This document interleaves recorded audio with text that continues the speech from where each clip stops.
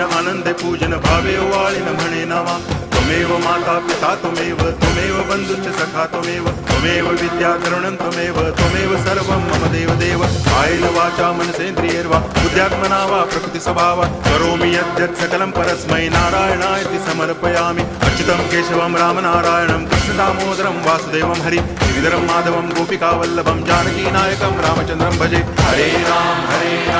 Ram Ram